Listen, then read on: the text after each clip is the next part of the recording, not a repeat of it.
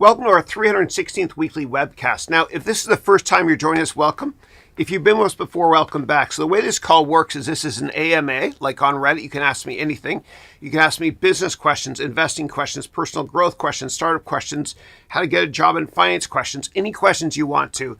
Pardon me. And my humble goal is to help you take your career to the next level, get that higher paying job, and just to make you happy in general. So without further ado, let's begin. One quick housekeeping announcement. Next week, May 15th on Thursday, there's going to be no weekly webcast as I'm flying for a couple days to Belgrade, Serbia, to go to Luca Anderson's wedding. Recall, Luca is the computer scientist expert, AI expert that I partnered with on many courses in the past. And Luca and I are working on an AI bootcamp bundle that is going to be on my website this summer as well. All right, let me get to your questions. All right, first up, Thabo wrote, hey, Chris, hope you're doing well. Likewise. Two of your sons are in finance. They age quickly, man. And then did you have any influence on their decision-making process? As I understand, both your dad and your brothers work with radios. That's right. My dad and my brother are both radiologists. That's my awful dad humor, yeah. So I guess indirectly I might have. They've seen me over the years teaching in this studio. And many of you have met my sons as well. They've come on this weekly call as well as during my in-class presentations. They've come in. So I guess monkey see, monkey do. I'm the monkey, of course. So they kind of learned a bit from me. Let me just say, so my son Andrew, so he's Berkeley. He's working at a tier 4 investment bank. My son Matthew just got a job in asset management. Yes, they take my courses too, which humbly helps. My youngest one here, he started learning about finance by trading stocks in GTA 5. I know it's crazy, right? Epic parenting fail. Yeah. But one thing I've always told my kids is two things actually, since they were born, which I think has humbly helped them to become happy or successful, whatever. Number one, I say this and they complete the sentence quickly. Since birth. You never, and they immediately say, give up. And the second thing I say is, you always finish, and they immediately say what you start. Always. Always, always, always. And I taught them also not to worship money, right? Just be happy doing what you're doing. Like for any of you that wants to go into investment banking or finance, please ask yourself why first, before figuring out how. And I can certainly help you as well. And if you want, I have a new product where I can help you get into investment banking or any job in finance. And if you want to learn more, you can just go to HarounMBA.com, okay? And then products, services, finance bootcamp programs, just to learn a little bit more. And so the way these programs work, and we recently launched them, is I give you tons of new content. I teach you how to interview for a finance job, teach you everything about finance and accounting from scratch, all new content. Okay. And what I also do is there's daily, very small group Zoom calls with me. Okay, not my staff, and I've got a big team now. We're expanding quickly. You get daily calls with me. We help you with your LinkedIn profile. We teach you financial modeling, etc. And then there's a pro version where you get lots of one-on-ones as well. So if you're interested in this, just go to my website. At the very bottom, you'll see book a meeting, and somebody in my staff will get back to you. Let me get to your questions. All right, next question is, from my understanding, I read everything. From my understanding, your father is Egyptian. He is, proudly. And I'm proud to be half Egyptian. And your mom is Irish, but were you born in Canada? Please explain further if you don't mind. Sure, yeah, no problem. Yeah, so my dad is Egyptian. He immigrated from Egypt to Canada in 1967. My mom is half Lebanese. In the other half, I think they're Scottish, Irish, a little bit of French, etc. Now, you'll notice that I have a blue backdrop here. And the reason I do is because of my Irish roots, I have greenish eyes. And anybody in a movie that has greenish eyes, meaning a lot of people from Ireland, what happens is they can't use green screen. So they actually put contacts on them. But for me, you'll notice I never wear blue, but I use blue screen here so I can key it out in post-production as well if I want to use blue screen instead of green screen. Okay. Next up, Thabo wrote, how was Steve Cohen perceived by Wall Street? And for those who are not familiar with Steve Cohen, he's an icon on Wall Street. He's infamous. So he started SAC, Stephen Alexander Cohen, which was a hedge fund that did incredibly well, but was shut down by the government because of market manipulation, insider trading, etc. And a lot of people think that Bobby Axelrod on the TV show Billions is based on him as well. So Yeah. So I would say he's a little bit different from Bobby Axelrod. And in terms of meeting him, no, but I've been to SEC's headquarters. I've interviewed there before. And I remember when I interviewed there, it was so intimidating. I went up to Connecticut. There's 8 gazillion Ferraris or whatever it was in a parking lot when they were still in business. And I walked in the front door and I had to walk through a bunch of sharks that were cut up in pieces, that weird artwork. And then on the trading floor, Steve Cohen sat in the middle, and there are a lot of position cameras that are pointed directly at him so he could tell traders what to do. So, for example, this is true, it's interesting. He'd look at one of the cameras, a Japan trader, and he'd say, buy 100,000 Donkey Kong, which means ticker 7974. In Japan, for example. That's how he ran his business. Now, when I interviewed there, I was working at another hedge fund called Kingdon Capital. I love Mark Kingdon. He's a great guy, a mentor to me.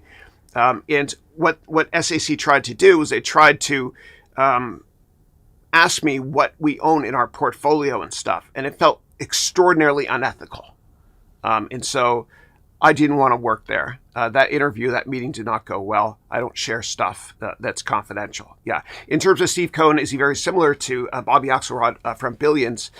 He's different. He's more self-deprecating, and he comes across as a little bit more humble.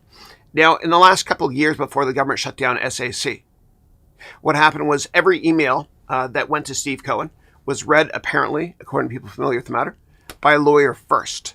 And every email he sent was read by a lawyer first. So what happens is these icons, these masters of the universe, some of these corrupt billionaires, that's right. What they do is they're highly insulated, and they get their team to do the dirty work, right? Like other portfolio managers or analysts, so that they're insulated as well. And for anybody out there that works at a hedge fund, if your boss or finance asks you to do something unethical, don't do it. Don't do it, please. Think about reporting it to compliance, or if you want, set up a call with me, go to my website. I'm happy to give you humble advice, although I'm not a lawyer. Yeah, always look out for yourself. And if you guys ever get in trouble in your company, don't ever deal with legal counsel at the firm because they don't represent you. Next question. According to people familiar with the matter, GTA 6 is coming out May 26, 2026. Dude, I watched the trailer like 8 million times. It is so good. The graphics look better than the trailer released a year and a half ago. It looks lifelike. I can't wait. It is worth the wait. It is worth the wait. And then you wrote, at least Chris, release a Billions review before you disappear on us. Yeah, I promise you I will. So for those not familiar with my content, what I do is I create YouTube videos on movies and finance TV shows. And then I just recorded last night season 3, episode 6 of Billions. That'll be released in the next couple of days. And I'll try to be more consistent with that. And thanks for the feedback. All right. Next question is, if a hedge fund plans to hold stocks for the next 5 years, then what is it that employees do at work for the remaining 4 years? Yeah. I think you're referring to a comment I made several months or several years ago where I said the best hedge funds are long-term focused. And if you want to do incredibly well in the market, you do a lot of due diligence, but you got to think long-term, like holding a stock for at least 5 years. And when Warren Buffett buys a stock, like when he bought Coca-Cola back in the late 80s or 1990 or so, he still holds it today. He always tells himself, I'm not going to sell the stock for 10 years, so I'm assuming the market's going to be closed for 10 years, and that's how he generates alpha, meaning beating the S&P 500. Now, in terms of hedge funds, if they do think longer term like that, and a lot of the Tiger Cub hedge funds do, and I can explain what Tiger Cubs are if you want me to. The best performing hedge funds focus on fundamentals first, valuation second, technical analysis a distant third. And they do think long term, maybe 3 to 5 year bets. And they do deep research. And the best analysts don't check stock quotes every day. And there were some firms like Maverick, which was a Tiger spinoff, which did not allow analysts to get access to Bloomberg. But they think very, very long term. And so you'll find that if you do really, really deep research, and I provide you with a lot of templates as well, including this one here in my Finance Bootcamp and other programs. But if you do a lot of research yourself and you try to come up with stocks that are 5x5s, what does that mean? 5x5s means you think it has a 500% return within 5 years. Of course, I'm almost always wrong, but if it's up a couple 100%, I'm happy. But if you do that research and you have concentrated positions, okay, then what happens is you'll find that your best performing stocks in a given year are the ones you've done deep research on, that you're long-term focused on, okay? That generates the highest return for you each year. And the other trading stuff you do on the side is just a waste of time. So the bottom line is be very, very long-term focused. Now, once you have a core position set up and you've done your due diligence, what I recommend you do, and this is what analysts do at good hedge funds, what I recommend you do is you do maintenance on the company. And what that means is every 3 months when a company reports earnings, what you're going to do is you're going to update your financial models to see if your target price has changed. And I just released a new course on my platform in terms of how to do financial analysis if you're getting an interview. But let me show you how it works. So what you'll do is you'll listen to the earnings call. Okay, you'll update your financial model as fast as you can. Then and this is quarterly, every 3 months. Then you'll listen to the earnings call. And during the earnings call, what you're going to do is if the CFO or the CEO, whatever, says something about a given number and a growth rate, you're always going to right click, like I'm showing you on the screen here, and you're going to insert a comment or a note saying who said it, on what date, and what does that mean. And that will help you longer term with the forecast in your model. Now, when a company reports earnings, sometimes you'll see a stock gap up or gap down 20%. Why does this happen? Well, it's not necessarily because they missed earnings this quarter. It's because financial analysts, when they update their model, they see that their future earnings estimates based on the new numbers goes up or down 20%. So generally speaking, if a stock gaps down 20%, it means that financial analysts' long-term estimates, once they update their financial model, as I just showed you, it means that their long-term estimates go down by 20%, meaning their target price goes down by 20% and vice versa. And you can't just look at the financial statements in a nutshell, meaning the income statement. You also have to look closely at what's called deferred revenue. So sometimes a company will report earnings and revenue, which is great, but the stock goes down. You're like, WTF, why the face? And one of the reasons is because the pipeline of future growth opportunities, meaning deferred revenue, went down a lot, which is reflected on the balance sheet. Now, when you analyze financial statements, you can't just look at the 3 financial statements in a nutshell. You have to look very closely at what are called the footnotes, okay? And this is in the annual report. And most analysts actually at the top hedge funds don't even look at these things. They don't know how to. So what you're going to do is you're going to look at the annual report, okay, the 10K. And then what you're going to do is you're going to look at the 10 to 15 categories of footnotes, okay? And then you're going to update your financial model that way. Now, I've got a course here that I'm working on with one of my students who's a former investment banker and CPA, Gary Russian. It's coming out very soon. But we help you to analyze the footnotes. So don't just look at the 3 financial statements. Look at the footnotes as well. Because the footnotes will tell you a lot of stuff. And again, it's available in the 10K. It'll tell you a lot of stuff about stuff that's not on the financial statements, like what debt is due in the next 5 years, etc. Look for that course to come out for my finance bundle very soon. All right. Next question. Peter wrote, also, after you've played GTA 6 for a while, we need to review its in-game economy. How much does real-world business know-how help you to make in-game big bucks? That's interesting you say that, actually, because the way I learned about business when I was a kid was I started playing SimCity back in the late 1980s in black and white on my Mac Plus. And by playing SimCity, and I think it's healthy for kids to play that game, that's right. But by playing SimCity, I started to understand how to build out financial statements, meaning revenue in terms of tax collected, expenses in terms of services for the city, and also issuing bonds. That was part of the game as well. And I still play SimCity Build It every single day. I'm a clan leader, so to speak. I've got a team as well. If you guys want to join my team, let me know here and I'll accept you. Hi, I'm 53-and-a-half-year-old man-child. In terms of learning about stocks, I mentioned earlier that my son Dylan, my youngest son, when he was playing GTA 5, he learned about stock investing that way through the game. And many of you know that, yeah. But GTA, it's been a long time since they've released a new game. 2013 was the last time, obviously. They're taking their time because GTA 5 Online is a cash cow. And when GTA 6 comes out in May of 2026, you all know I am taking a month off from these calls because I can. All right. Next question is, Berkshire Hathaway has a better return than the S&P 500 and it's less riskier. Yes. Since 1996, it has a 2,300% return. Please explain that. Absolutely. So Warren Buffett, and many of you know, he is stepping down, I think, early next year from Berkshire, which is definitely a risk. I only invest in companies when the founder still runs the company, is still engaged day to day. But Warren Buffett, the reason he's extraordinarily successful, a couple of reasons. Number one, he's very long-term focused. Now, I've said this many times before, and I'm going to get down on my knees and say it again because I care tremendously about my students. Hi. Please never, ever, ever, ever, ever day trade. You will lose everything. Okay? And there's a reason why there's no day traders that are successful in the long run, because they do not exist. Now, Warren Buffett, what he does, he focuses, number one, on valuation, number two, fundamentals. Okay, and he's very long-term focused. As I mentioned earlier, whenever he buys a stock, he assumes the market's going to be closed for 10 years after he buys it. The longer the view, the wiser the intention. And he doesn't freak out at the wrong times. He's a contrarian.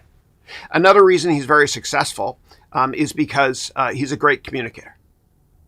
Now, Warren Buffett, who went to the same master's program I went to at Columbia University, he came and he taught us actually for a class. It was a real treat back in late 1999. I'm dating myself.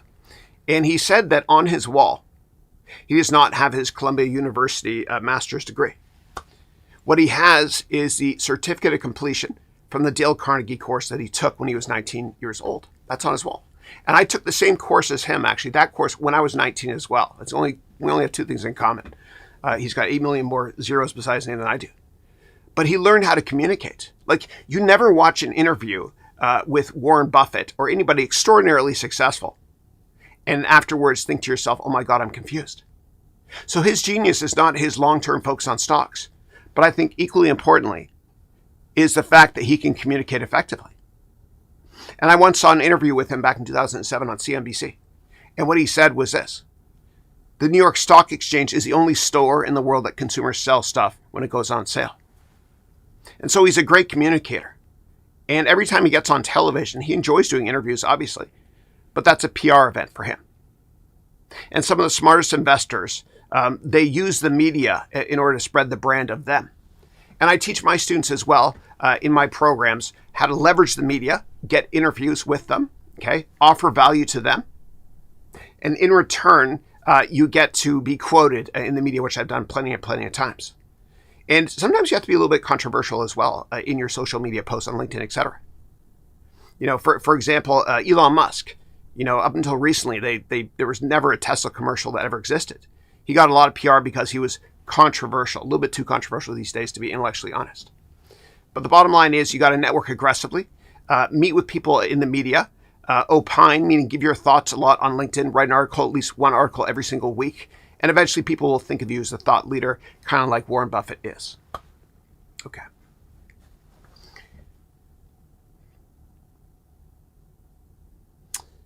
All right, next question is, what % of your net worth should be in your portfolio? Yeah, so what I would say is step one, the best investment you can ever make is real estate, buying your first home. And let me show you mathematically why. Okay, and this is from a course in my MBA degree program and other products only on my website. So I'm going to go here to the complete real estate course, okay? And we're going to have fun with math here. So what I want you to do is I want you to tell me what your monthly rent is. Okay, so let's assume it's $2,500, okay? And let's assume that you're going to rent for 50 years. Okay, so watch this. And this is going to blow your mind in terms of the return on investment because renting is a waste of money. And I know it's tough to buy a place. It took me until my 30s until I could afford a place in New York City. But watch this. All right, so you spend $2,500 on rent each month, okay, times 12 months, times 50 years, okay, right here. Okay, so that means that over your life, you're going to spend $1.5 million. Now, if you assume, and this is crazy, and I'm being optimistic here, okay? If you assume that the return on your house is going to be 15% longer term, if you're renting it out, meaning including a rental income, as well as depreciation and other tax benefits, what do you think this $1.5 million is going to be worth? Watch this. Ready? $345 million. Crazy. I know. And I was very aggressive in my estimates there for a reason, because I want to impress upon you all that you have to buy a place as soon as you can instead of wasting money on rent. Again, it took me until my 30s to look at buy. And you want to buy when any asset class you want to buy when people are really freaking out. Because you got to be greedy when others are fearful and others are greedy, to quote Mr. Buffett. And so for me, my first apartment I bought in New York City was right after 9/11. And it felt awful buying. I saw all of 9/11 New York City. I worked at Goldman, top floor of the most southern building on the island there. It was terrible. But it felt terrible, it felt awful to buy then. And that's when you got to buy asset classes, when it feels like things are really, really bad. Okay, be a contrarian and watch your net worth take off. Now, after you buy your house, if you can do it, okay, or apartment, then what I want you to do is this. Every 2 weeks with your paycheck, if somebody else employs you, I want as much money taken out as possible and put directly into investments. And it could be ETFs, stocks that you analyze based on the stuff I teach you, etc. And Warren Buffett, another great quote from the Sage of Omaha, he said, you want to spend what is left after saving instead of saving what is left after spending.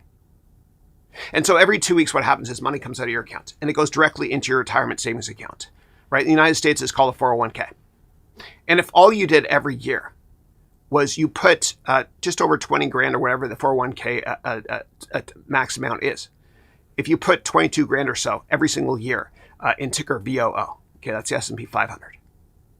I promise you, well, two things. The market won't be up every year, but I promise you that if that's all you did, you'd have over $1 million in 20 years. If your spouse did it, you'd have over $2 million in 20 years. Now, what you can also do, and for those of you that have kids or are going to have kids, I want you to max out, if you can, your educational savings account program. In the United States, it's called a 529. And it's better tax incentive than a 401k because you can save, I think it's like 15K or so per year max per kid. You can't do it every year, obviously. And it grows tax-free like a 401k. Then when you take the money out, like I am for my son who's going to Berkeley now, you take it out tax-free if you're paying for university. So let's take a step back. Let's say that you and your spouse maxed out your 401k every single year and you put it into ticker VOO, the S&P 500. So you got $2 million there. If you did it for each kid for 18 years before they go to university, then that's 700 grand per kid. So now you're at 2.1 million here, plus 2 million from you and your spouse. You're worth 4.1 million, plus the appreciation on your house. And so in terms of what percent of your net worth should you put into investments, like a portfolio, I would say every penny you have that's not put into your house. And it's my humble goal for all my students within 10 to 15 years to make way more money from your real estate investments than you do your base salary or your company that you founded. And so when you take this course of mine, again, you can only get it at my website. Go to harounmba.com. You can take the residential investment rental lessons track where you're renting out stuff, houses as well. And I help you create a business plan before you buy anything, of course. Now, the richest people in America, in the world, many of them have one thing in common. They own a ton of real estate. Why? Because rich people become incredibly wealthy by paying less in taxes. Okay? Now, you got to get a good accountant, obviously, and nobody do your own taxes. Please get an accountant, please. Not getting an accountant is like doing surgery on yourself. I know it sounds harsh, but I want to impress upon you how important it is. And so very wealthy people, they have tax lawyers and accountants that will try to legally minimize how much they pay in taxes. And so the 400 richest families in America only pay 21% tax. It's not fair. Warren Buffett even publicly disclosed that he paid less than 1% tax on a normalized basis over a period of 10 years recently. Jeff Bezos paid absolutely no taxes in 2007. In fact, he got a $16,000 return on his tax return because he has 4 kids, you get $4,000 each. And when you invest in real estate, you get incredible tax deductions. Now, if you go back to 2016, you saw the first presidential debate between Hillary Clinton and Donald Trump. Hillary Clinton, poked fun at Trump by saying, "You don't pay taxes. What's up with that?" And he said, and he was transparent about it at least, he said, "I don't pay much in taxes because I get to use depreciation. I want you all to own multiple real estate rental properties, residential ones, in the long run. I want you all to do this so you pay much, much less in taxes. You get a great write-off. In fact, this room right here. So this room here, when I first moved into this house, this room here, it was, I rented it out to Airbnb. See the nice crown moldings up there? This room and another room, and it more than paid for my mortgage. And so when you guys are looking to buy your next house or apartment, whatever it is, try to see if you're allowed to rent out a room and try to see if you can build a door externally to the house for security reasons so you can rent it out over Airbnb. And you want to do that before you buy the place as well. And if you do that, then your mortgage will be covered. Potentially all of it will be covered by Airbnb if the municipality where you live lets you do that. Let me move on to the next question now. Okay, next question is, let's assume I want to invest in cloud computing. Sure.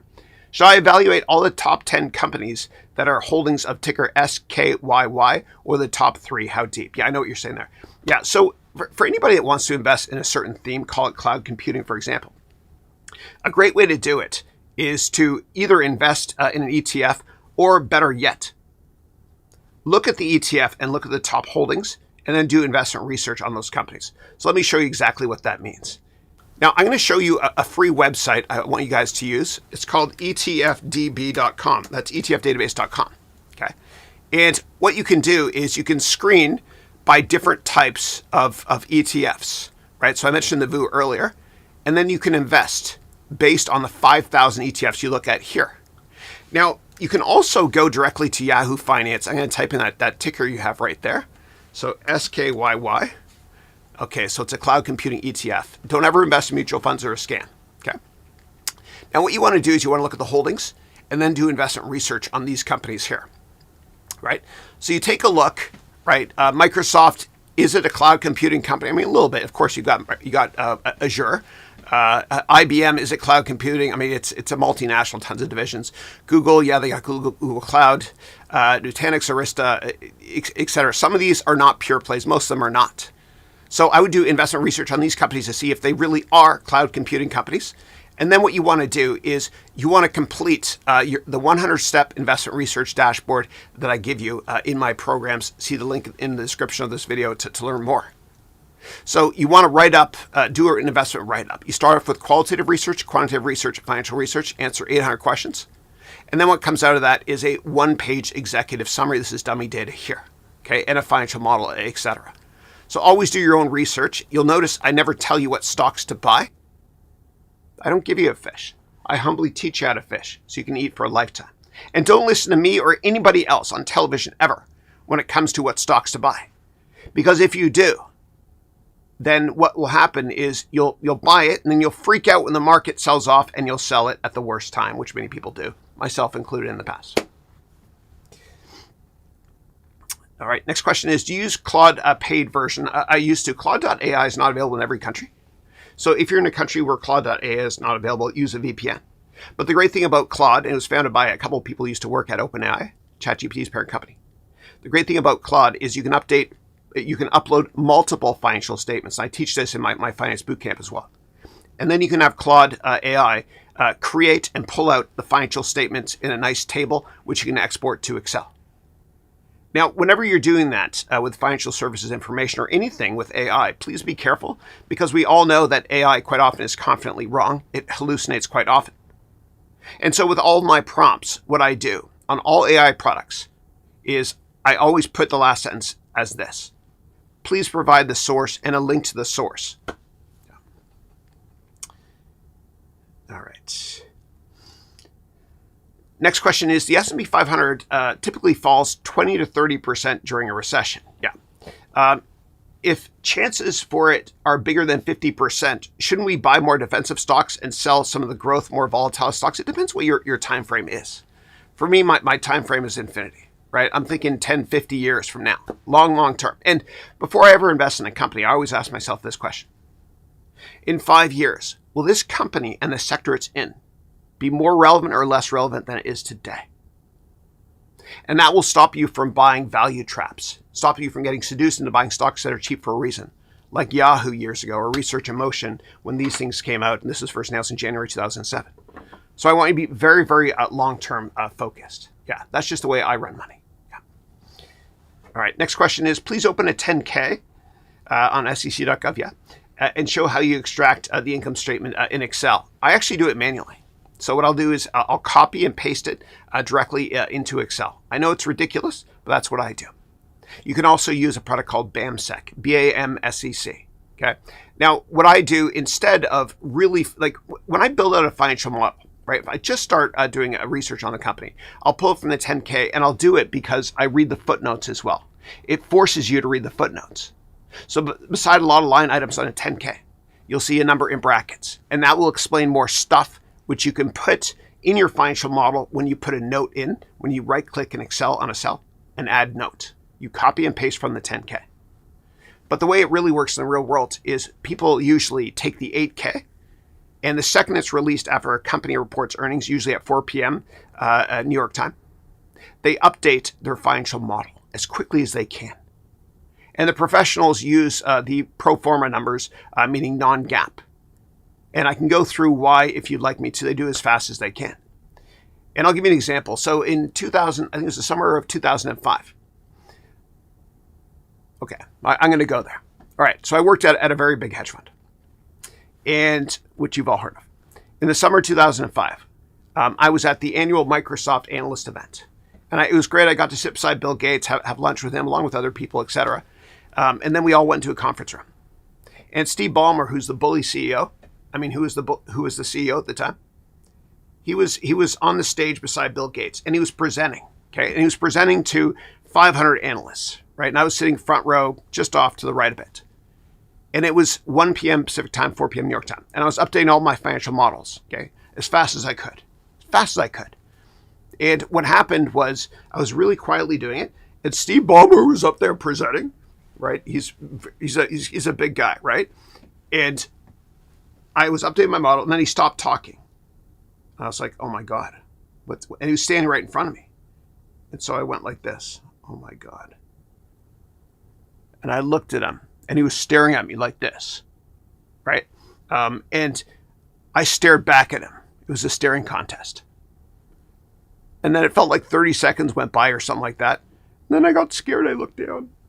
Then he kept presenting. But I was furiously updating my financial model as quickly as I could. You can probably do it in 2 or 3 minutes. And then what we would do is you can or cannot decide to trade after hours based on that. Yeah. And if you have follow-up questions about that, let me know. Next question is, if we expect a recession, isn't it better instead of investing now to accumulate some cash when there's a market dip? Otherwise, how will we use the dip? Yeah. So I look at it differently because I'm extraordinarily long-term focused. So I just keep buying my favorite stocks over time. I do have dry powder always in my portfolio for when there's material pullback in the market. Like if the VIX hits 70, right, which is always a telltale buy to go all in on growth stocks. And it got as high as just over 60, the VIX, back a couple Mondays ago.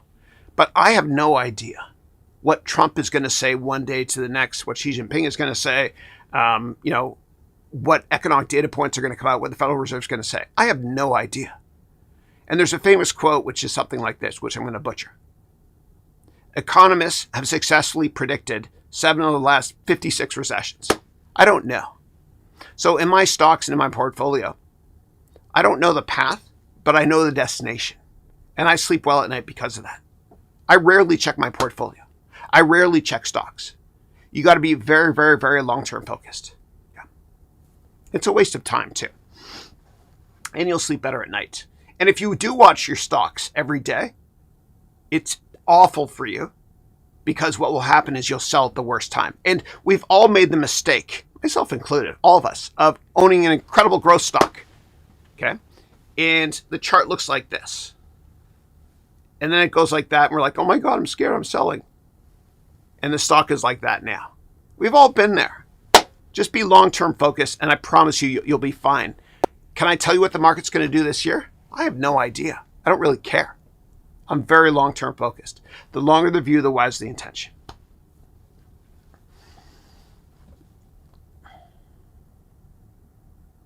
All right, let me move on to the next question. You're saying that we have to listen to every earnings call in the past 10 years for the company we intend to invest. In what order and after the 10K? Yeah. So when you're doing investment research on the company, what I recommend you always do is you start off by analyzing the management team. Okay. And business school doesn't teach you that. So I put this together in my career. I worked in the hedge fund industry, Goldman Sachs, venture capital, etc. So what you do is you analyze 3 different quadrants. Okay. And this goes to all my clients get this. Okay. Qualitative research, quantitative research, financial research. You start off with the management team. Okay. And then you analyze the qualitative stuff, then you analyze the quantitative stuff, and then the financial research down here.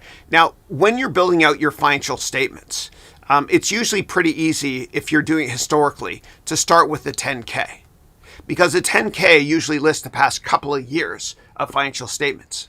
And what you can do, as I alluded to earlier, is you can use Claude.ai and upload multiple financial statements, meaning multiple 10Ks, and ask Claude.ai to extract all the data for you over the past 10, 15 years, whatever it is. Always double check the data. Now, if you can get access to the S1 filing, meaning when the company went public, please read it cover to cover. Now, for example, this is Meta, which was called Facebook before.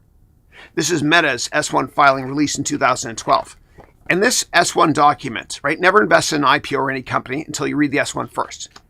Okay, even if it went public 10 years ago, I don't care. These things are way better than annual reports, meaning 10Ks, because they're bigger and they list all the risks, etc. Read everything, update your financial model that way. Yeah. Okay, next question is, can you go to IBD 50 and show us, if we like AI, how do we understand which stocks from what sectors are in IBD 50? Isn't that access paid? The ticker is FFTY, has a return of negative 6% for 50 years. Yeah.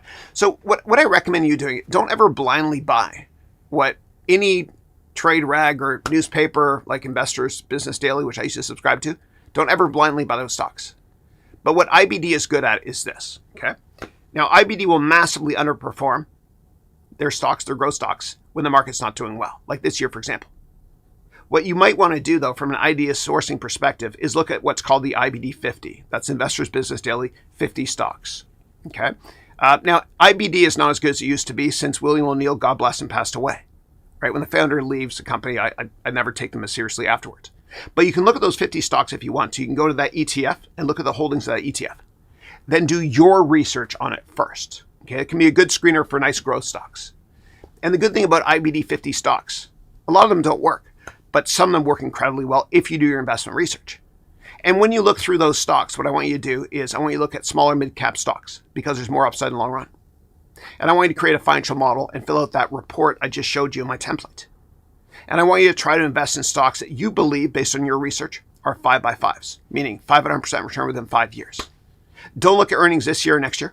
I want you to focus on your earnings estimate in 5 or 10 years and then slap a PE multiple target price based on that.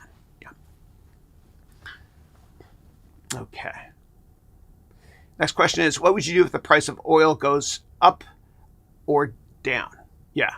I mean, nothing. I'm really long-term focused. It doesn't really matter to me. I used to analyze, when I worked in the hedge fund industry, there was a morning meeting every day. I invested in software, internet stocks, and we'd always talk about the price of oil and the price of gold. Gold goes up when people are fearful, and then if the price of oil goes up, it can be bad for some cyclical related stocks. Yeah. Yeah, but I don't really care. I'm long-term focused. All right, next question is, please show how you work with BamSEC. How do you extract? Isn't it paid? It is, but I think you can get a free subscription. So when you're updating your financial model, you can always go to BamSEC. And you can sign up for a free account for a month, okay? Right here. Sign up for a free account for a month. And then after that month is over, don't cancel and use a different email address. But what you can do, it's pretty intuitive. You just download directly from here, okay? And it goes directly into your financial model, okay? Yeah.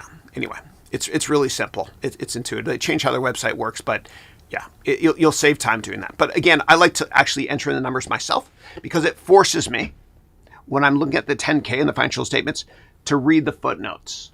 Yeah. Okay.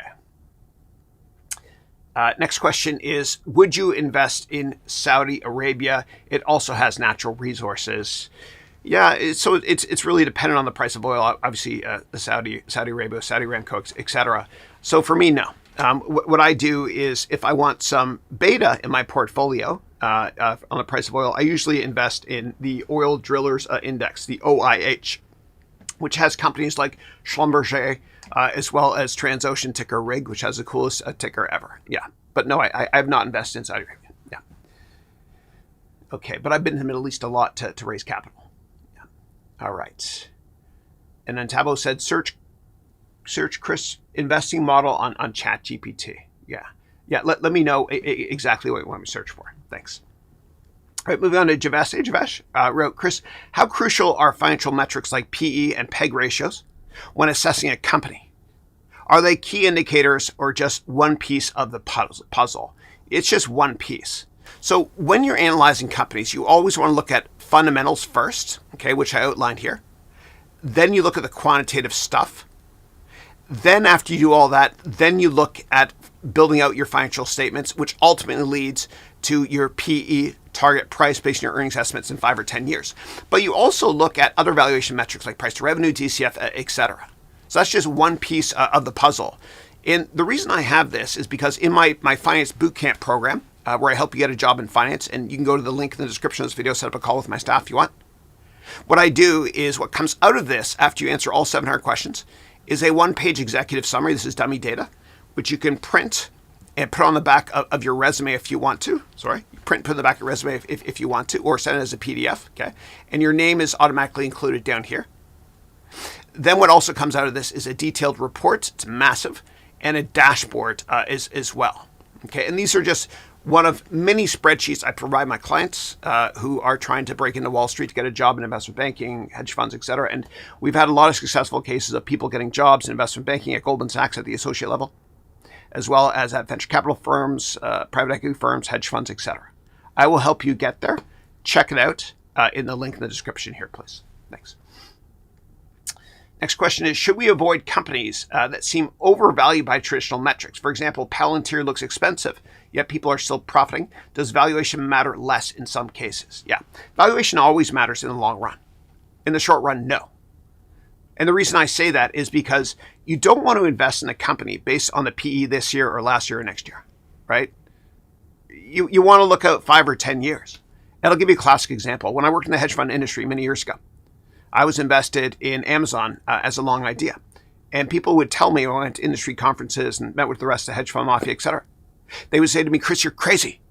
You're crazy. That's a widowmaker. Why would you invest in Amazon? It's over 100 times earnings. And I would say, no, it's 4 times my earnings estimates in 10 years. You have to look out longer term. And the best investors do this. Now, Warren Buffett, who's more of a value investor, he does that as well. He looks out long term. But growth investors do the same thing. You know, for example, Peter Lynch, who ran the Fidelity Magellan Fund, he looked out like 3 to 5 years. All the best investors I've ever met with, the billionaires I've worked for, etc., are extraordinarily long-term focused. And you got to be like Wayne Gretzky. And I have to have one Canadian quote every webcast because, you know, I'm proudly Canadian, living in America. But Wayne Gretzky said he was humbly successful, not because he skates where the puck is, but rather because he skates where the puck is going to be. And what I want you to do is I want you to invest in stocks that people are going to like. Why are they going to like it? Well, if you do your due diligence and fill out the templates I provide you with based on your estimates, you might see that earnings explode to the upside in the long run. And it's not that hard to do. You have the exact same access to information that all the big hedge funds and mutual funds do. Okay, by law, it's called Regulation FD, meaning fair disclosure. And I teach all that in my finance bootcamp products, etc. Next question is, when deciding where to invest, what should we prioritize? The company's product, service, management, valuation. Yeah. So I always start with the management team.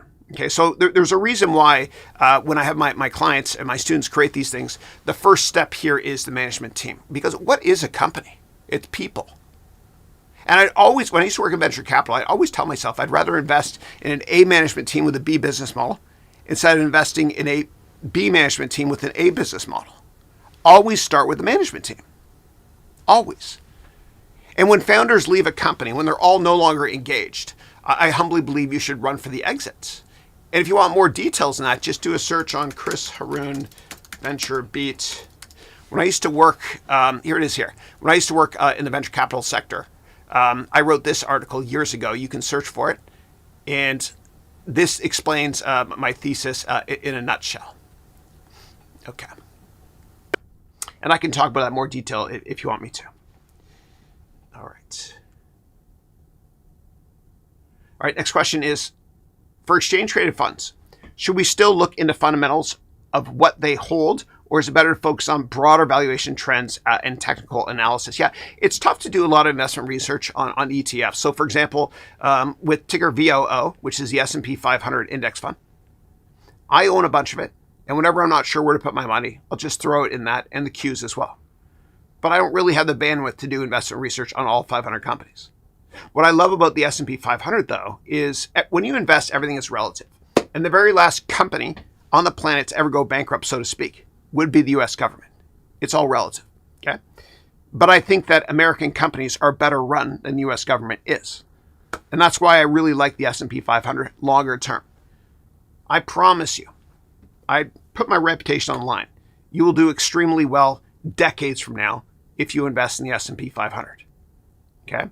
I don't know what it's going to do each year. I don't care.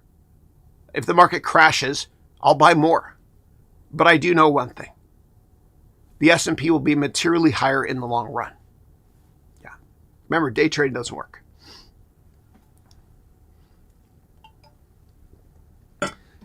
And then Javesh wrote, your banana in the milkshake PE ratio video in my MBA program, yeah, had me cracking up. Genius analogy, thank you. Laugh at me, not with me. And if you meet me in real life, I'm a tiny man with terrible humor too.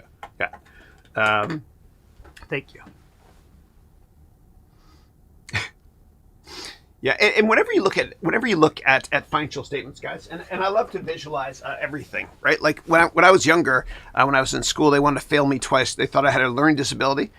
In the terrible school I went to, they actually, I had to go to a learning disability center I'm opening up here, I'm always transparent, in Oakville, Ontario, on Lakeshore Road, a place called Chisholm. And it was terrible when I was younger. And I credit my mom for my humble successes, and I blame myself for my many failures. But when I was younger, they thought I had learning disability, and I couldn't really read well in school. And so what my mom did was she created this puppet, which I still have today. I love my mama, called Miss Finnegan. And she would teach me with Miss Finnegan how to read, right? Because I was behind in school. And then she'd give me a cookie whenever I got a question right, like I'm a dog. So I'm a very visual person. So whenever you're looking at financial statements, I want you to thoroughly understand them instead of memorizing them. So when it comes to fractions, I always want you to think of the denominator as being the number one, right? So for example, if a company has a price to revenue of 1, that means for every $1 in revenue, how many times that $1 are investors paying? By the same token, when you look at earnings per share, if a company has a PE of 20, that means for every $1, and the denominator is always 1, for every $1 in earnings per share, how many times that $1 are investors willing to pay? They pay more if it's a faster growing company. Yeah. All right. I don't remember what the teachers taught me in school, dude, but I remember all the props they brought in, right? And the same thing for you guys. I bet you don't remember what the teacher said in a lot of classes. But during show and tell, you remember the visual stuff people brought in, and that's how I teach. And they say, those who can't do, teach, and those who can't teach gym class. And I suck at sports, you're all out of luck. I'm just kidding. That was an awful joke. But it's true about those who can't teach gym class, right? Come on. Laugh at me, not with me, please. All right.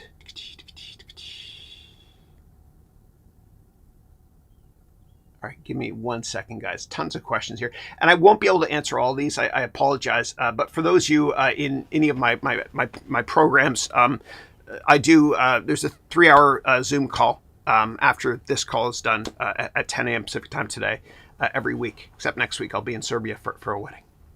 Okay. All right. Our next question is from Prashant. Hey, Prashant, who wrote, hope all is well. Thank you for your email. You're welcome. Yeah, thanks. And my team, I have a big staff. Sometimes it might be a blast email. And if I ever don't respond to an email, please don't get mad. Everybody, I get so many, I can't keep up. Yeah. Are you planning to update the ChatGPT course in the near future? Yeah, I'm creating a new finance bootcamp product with Luca Anderson. And Luca, I'm going to his wedding next week in Serbia. It'll be part of that new bootcamp product, a brand new product on my website. Please look for it. Right now, we have 2 flagship products on my website. Let me show you really, really quickly. Okay. So if I go here to learn.harounventures.com, we have 2 products. Okay, we simplified everything: a business academy and a finance bootcamp. Okay, and you can always go to harounmba.com and click on the link at the bottom, set up a call with us. Now, these 2 products here, you get daily, very small group Zoom calls with me, and you also get one-on-ones as well. This one will teach you how to get a job in finance. This teaches you everything about business and includes my MBA degree program. And we're launching a 3rd product this summer with Luca Ennison, which is going to be an AI bootcamp product as well. Luca is, according to Google, and Oxford is one of the top 100 people on the planet when it comes to machine learning and AI. He's brilliant, good guy. I love him. He's my little brother from another mother. Again, I'm going to his wedding this next week. Okay. Peter wrote, hey, Chris, speaking of ChatGPT, I asked ChatGPT if it would like to ask you a question on your weekly webcast, and I think it's come up with a good one. Sure, let's do this. Given how often startup founders and executives are encouraged to fake it till they make it, where do you personally draw the ethical line between visionary optimism and deceptive overstatements, especially when pitching to investors? Yeah, a couple of things. Number one, when I worked in venture capital, whenever we invested in a startup managers, meaning founders of companies, are usually incredibly optimistic. So when they give you their financial model, we usually cut it in the numbers in half. We're not saying they're unethical. It's just a quality that a lot of really successful people have is they're very, very positive. So we cut those numbers in half. In terms of trust. So if my gut tells me not to trust somebody, I don't. And I know that's really, really hard to explain, but I'll give you an example that many of you have witnessed in your lives. You probably know somebody that screwed you over. Maybe relationship-wise, business-wise, whatever it was. And in the back of your mind, before they screwed you over, you told yourself this: there's something I don't trust about this person. I can't put my finger on it. Go with your gut. You know, fool me once, shame on you. Fool me twice, shame on me. Yeah. Okay. And then Ray wrote, what percent of your portfolio is non-US companies and ETFs? Yeah, I usually don't disclose what's in my portfolio. But what I do tell my students is if you don't know where to put your money, you can consider investing in ETFs like VU after you do your research, etc. Now, when it comes to your broader portfolio and risk management, I always recommend never putting more than 5% of your capital in any one particular stock. That means if you have a stock portfolio only, you got at least 20 positions. And the reason is to mitigate downside. In addition, I don't want my students to ever put more than 5% of their liquid net worth in cryptocurrencies, because almost all cryptocurrencies are an absolute scam. Now, if you're going to invest in your own portfolio, I also don't want more than 20% of your portfolio to be in a particular sector. For example, no more than 20% in technology, healthcare, retail, industrial, cyclicals, etc. And if you're outside of the United States, I also want you to be cognizant, meaning aware, of what percent of your portfolio is exposed to US dollars. And then Ray wrote, can you do a real-time footnotes analysis of NVIDIA or another company? That would take a while, but I'll show you high level. And this comes out of one of my courses that's coming out very, very soon to my clients. Okay, so what you're going to do is, the first thing you're going to do is build out your financial statements. And then what you'll do is you'll look at the audit report first. And it's funny you mentioned NVIDIA, because we actually do an exercise on this. So what you do is you click here, okay, to go to the most recent annual report and the previous one.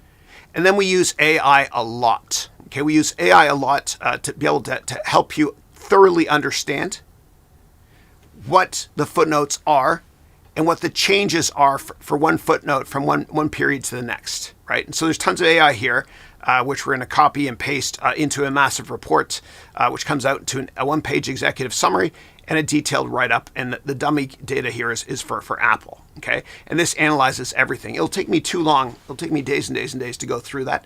But this product is coming out very, very soon for you, I promise. Yeah. I've never seen another product out there in the market that does footnote analysis. And that'll go directly into the Finance Bootcamp as well. Yeah. All right. All right, next question is... Can you show a real-time valuation for a company based on EPS for 5 years? Again, that will take me too long to do, but I'll show you one of the templates that's in my finance bootcamp, which I just created for my students. Okay, so what you're going to do, and give it 1 second here. Hold on a second. Here it is here. So what you're going to do is step 1, you're going to forecast revenue. Okay. Step 2, you're going to forecast the income statement. Then you're going to get earnings estimates in 5 or 10 years here. Then step 3, you're going to value the company based on your earnings estimate here and based on the growth rate as well. Okay. And again, it'll take me too long to go through this in just one quick question. But you can get more details on that in my finance bootcamp program. All right, next question I've got is, I didn't get that. Sure. The price of a share today divided by my EPS in 5 years is a forward PE. So if it's 1, then is that good? Yeah. So let me take a step back and talk about valuation from a high level perspective. So, and I'm going to overgeneralize here for simplicity, so that an idiot like me can understand. The S&P 500 historically has a PE of 15. And the S&P 500 historically has earnings growth of 15%. So that means price earnings of 15 divided by 15 is a price earnings to growth rate of 1. Now, within the S&P 500, some companies grow faster. So if a company in the S&P 500 has a earnings growth of 20%, it's probably going to trade at 20 times. If a company in the S&P 500 has earnings growth of 10%, it's probably going to trade closer to 10 times. So what I want you to do is when you forecast your financial statements, which I teach you in my finance bootcamp, I want you to forecast what you think your earnings growth is going to be between year 4 and 5.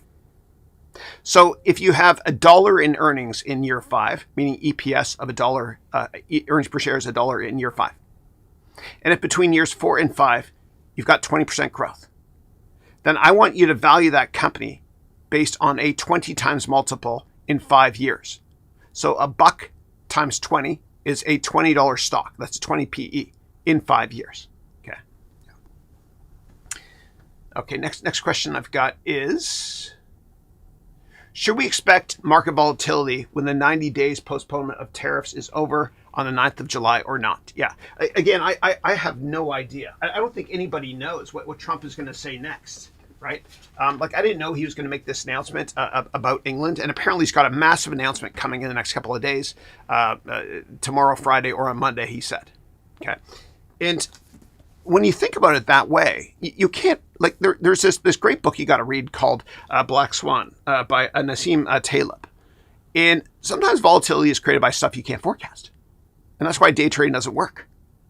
For example, I can't forecast what Trump's going to say day to day. I don't know what he's negotiating with China right now. I have no clue. And that's why we really need to be long-term focused. Yeah, again, the longer the view, the wiser the intention. You'll sleep better at night too, I promise you. Next question I've got is, how can I understand if a share price of a company falls 10% but gradually? Where and how do I set up an alert like that? Yeah. So in any system, finance.yahoo.com or any stock trading system or portfolio management system, you can certainly do that. My favorite place for alerts, though, is Google. So what I do, and you can all do this now, is I just go to alerts.google.com and I set up alerts. And I'll show you what my alerts are right now. Okay, especially for those interviewing with a company, you got to always stay up to date on all the news that comes out in real time on companies that you're interviewing with. And the same thing with investments. So I'm going to show you something here. It's worked out well for me. Let me go to alerts.google. We just changed to a new email server. Let's see if it works. Like, I have to change to my personal account here. Okay, here it is here. All right. So here are alerts I have set up. Okay. Now, I'm not going to open this one here, but I want to explain what this is. So when you put something in quotes, it means it has to search for that whole text. So right here, one of my alerts is according to people familiar with the matter, and then a certain stock that I'm analyzing closely. And the reason I do that is because the media, for some reason, the media gets a hall pass when it comes to insider information, as long as there's no transactions on it, and they never reveal their sources. But when the media says to you, right, or writes an article, according to people familiar with the matter, X company is going to buy Y company, if it's a great source, like Wall Street Journal, New York Times Deal Book, Sorkin's stuff, which is brilliant, quite often it's right.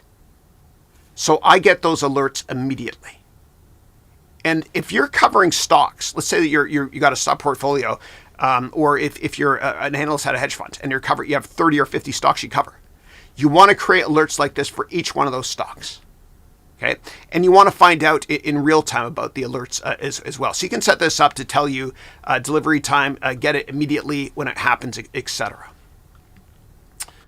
And I'm releasing a very comprehensive video in the next couple of days. It's one of my billions videos on the insider information and market manipulation rules. Please look for that on my YouTube channel, where I explain how to protect yourself and make sure that you don't get involved in any market manipulation. Now, I love the Reddit crowd, and I say this with love of my heart. In January of 2021, GameStop went up 29.4 times. Now, a lot of that upside was driven by short covering by poorly managed hedge funds like Melvin Capital went belly up. But a lot of retail investors got involved as well. I want you to be careful, okay? And I explain that in my upcoming YouTube video drop in the next couple of days. I want you to be careful because if you get involved and try to push up a stock or down or trade a stock like crazy to show that there's a lot of volume, that's market manipulation. You can get in trouble. And the government has sophisticated AI products, more so than just Palantir, to be able to analyze who might be manipulating the market. And I think the government's going to go after retail investors next. I really do. So be careful. Yeah. And there's so many rules that we don't understand when it comes to market manipulation.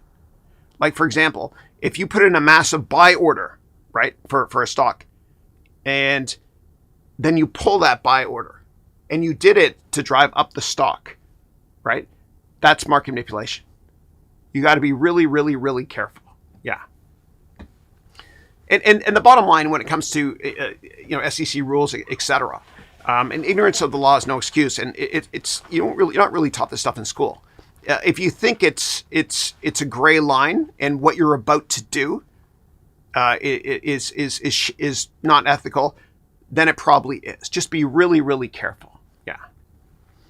Like spreading a rumor on certain websites to make a stock move. Okay. And then Boss SMG wrote, Chris, can you talk about the finance bootcamp that's coming up? Yeah, absolutely. It's out right now. So the finance bootcamp, there's two different products within it. And if you're interested, what you can do is just go to harounmba.com. Okay. And at the bottom, you'll see a book a meeting button, which I think I might be covering up here. And just click that to set up a meeting with my staff. But let me go there. Finance Bootcamp. So there's two programs, okay? There's Finance Bootcamp Essentials and Finance Bootcamp Pros. And my job is to get you a job in investment banking, private equity, hedge funds, venture capital, whatever it is. I don't care how young or how old you are. I don't care if you have no experience in finance and accounting. I'm going to do my best to help you. Now, both programs here, there's tons and tons of content that will teach you how to interview. It's all, a lot of it is brand new recorded stuff, and I'm adding a lot of new stuff as well. So my job is to get you a job in finance. Now, what's also included in these two programs, let me go through it quickly here. So both of them give you access to over 500 hours of content available to watch online, lifetime access. Both programs also give you at least 1 hour a day, every single weekday for a year to me, okay, in Zoom meetings, small group Zoom meetings, okay? And that's 7 hours per week, every weekday. So that's over 300 hours per year. Now, the Pro product also involves one-on-one meetings with me as well, where I personally help you to interview, kill your interview, network, and get that job. And of course, there's a 30-day money-back guarantee on all my stuff. My return rate on all my products is about 1%. Yeah. So again, go to harounmba.com. At the bottom, just click book a meeting. Or if you want, just go to the description of this webcast and book a meeting with me. Thanks. Or my team as well. Yeah. And we are hiring. So if anybody wants to work with us in sales, for example, we're hiring aggressively. Just email support@harounventures.com. Send a link to your LinkedIn profile. And if there's interest, somebody in my team will get back to you. Thank you. All right. Also, one housekeeping announcement for all of my MBA degree program students, anybody in any of my programs on my website. I've got a 3-day in-person networking event this September in the Bay Area. It's going to be here close to San Francisco, and we're going to go to Napa Valley as well. If you're interested in attending, email support@harounventures.com, and my team will send you more details. Yeah, thanks. All right. And it's also a graduation ceremony, too. You don't have to graduate to attend. All right. Hey, Ted, how are you? Ted always gives a great dad humor. You wrote, why don't skeletons fight? They don't have the guts. I love it. I'm going to use that around my kids. And my son Dylan's older now. He's at the age where, instead of dropping him off at his buddy's house for a party, I have to park a block away. Probably know why. Yeah. Okay. All right.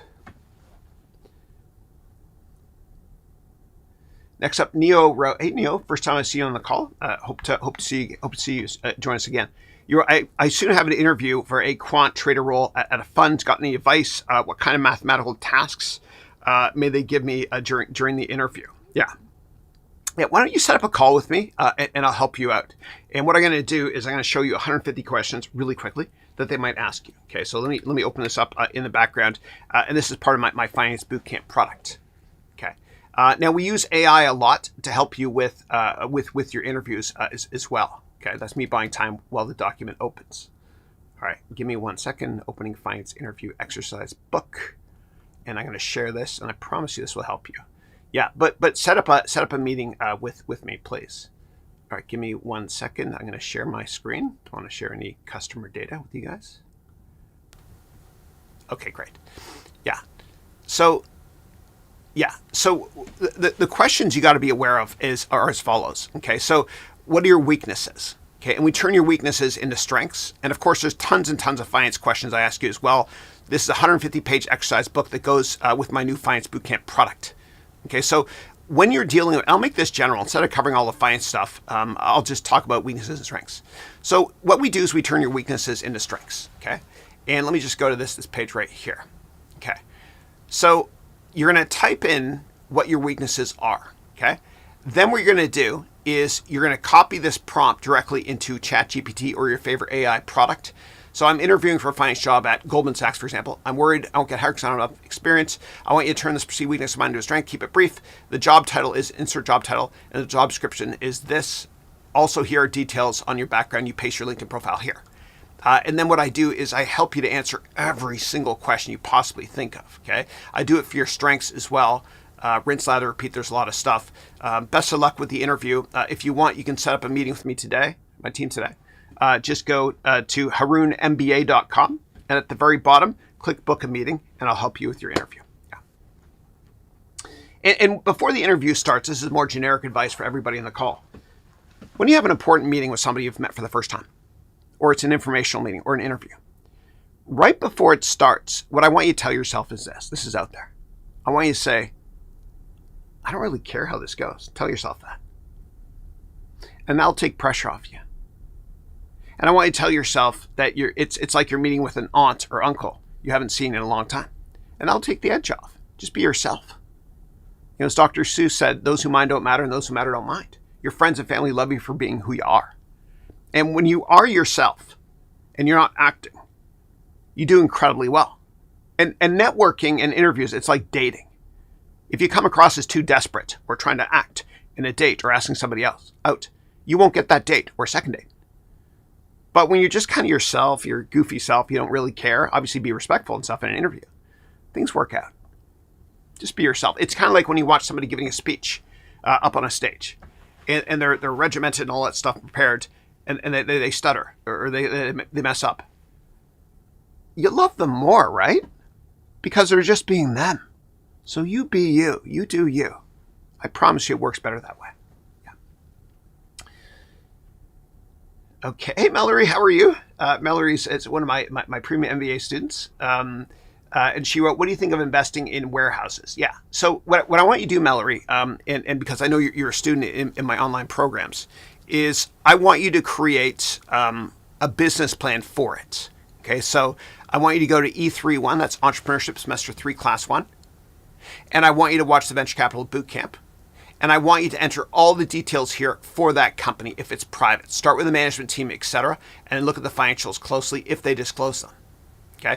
Now, if it's a publicly traded company, what you can do is you can use this dashboard here. And since you're one of my premium products, you can ask me more details about that now if you want to, or of course, during our 3-hour office hours Zoom call today. And you're in one of my highest end products, so you get access to me every single day for that 1-hour call. And what I'll do during those Zoom meetings daily, if you want me to, is I can help you go through the financial model in a lot of detail. Yeah, see how much cash this thing throws off. Next question I've got is from Anything, who wrote, "Hey Chris, what do you think about the demand of machine learning engineers in the upcoming future generation?" Yeah. So Jensen Huang, who's the brilliant founder and CEO of NVIDIA, said something very controversial about this recently. He said, "Don't study computer science in school." And the reason he said it is because AI is the perfect product to replace computer scientists and programmers, etc. I think a general knowledge of understanding how prompting works is very important, but I would shy away from studying that in university. If you want to study that stuff, you can take courses online, for example. There's a brilliant teacher named Luca Anderson. You can take his courses. You don't have to take the courses I made with him, but just search for his stuff on machine learning. And according to Google engineers, he's one of the top 100 machine learning experts on the planet. Instead, Jensen Huang recommends you study liberal arts. I know that's crazy. And Jensen Huang also said that he thinks the American education system, according to him, is going to pass the rest of the world in the next decade. And the reason is, in the United States, unlike other countries, you don't declare a major in university until maybe your second or third year. And so you study liberal arts first. And the benefit of doing that, according to Huang, is that you think kind of differently, right? And it's kind of like, it's hard to explain, but it's kind of like what Steve Jobs, God bless him, used to say, that Apple lives at the intersection of technology and liberal arts. So I think studying liberal arts can be important as well. And no other country that I know of makes you do that like the United States. All right. Next question is, with the rise of AI in finance, how do you see the role of human investment managers and analysts changing? Yeah. So I think what's going to happen is the sales trading role on a trading floor is going to be gone very soon. Okay. I also think that analysts, it's going to be harder to get an analyst job at a hedge fund, for example, because I think that analysts are going to, instead of covering 30 to 50 stocks each, they're going to cover many, many more, using AI, streamlining processes to help them be more efficient. So I think there's going to be fewer analysts. Now, 75% of all jobs in finance are sales-oriented. I don't think that that's going to be replaced in the near future because there's a lack of trust in AI for obvious reasons, right? So the traditional gripping and grinning approach is not going to be replaced by AI anytime soon. Yeah. But I think anything repetitive will be replaced as well. Yeah. And what I do is I actually teach my students how to leverage AI to work smarter and not harder, right? So for example, let me go right here. In an upcoming course I have, we use a lot of AI to analyze companies as well. All right, let me go back to where I was here. All right. And if you're just joining us again, there's no webcast next week, May 15th, so I'm going to be at a wedding out of town. All right, next question I've got here is, good day, Chris. Hey, Jeffrey. Can you give any comment on the new trade agreements between the United States and the UK? Yeah. It's not all-encompassing. I think it involves some services, et cetera. I haven't really looked into it. My extent of knowledge on that is exactly this, which is how I prepare every morning when I'm showering. Alexa, Wall Street Journal news. From the Wall Street Journal. Introducing. And let me stop it. But I listened this morning, but I think Trump is going to provide more details very soon. Yeah. Okay. All right. Next question is, what would be the best approach to explain individuals on current methods on managing personal finance? Yeah. So if you want, I have a course on that. Just email support@harounventures.com and I can send you more details on that. Yeah. And if you have specific questions, let me know, please. Next question is, in the future, what jobs do you think would highly grow in demand? Yeah.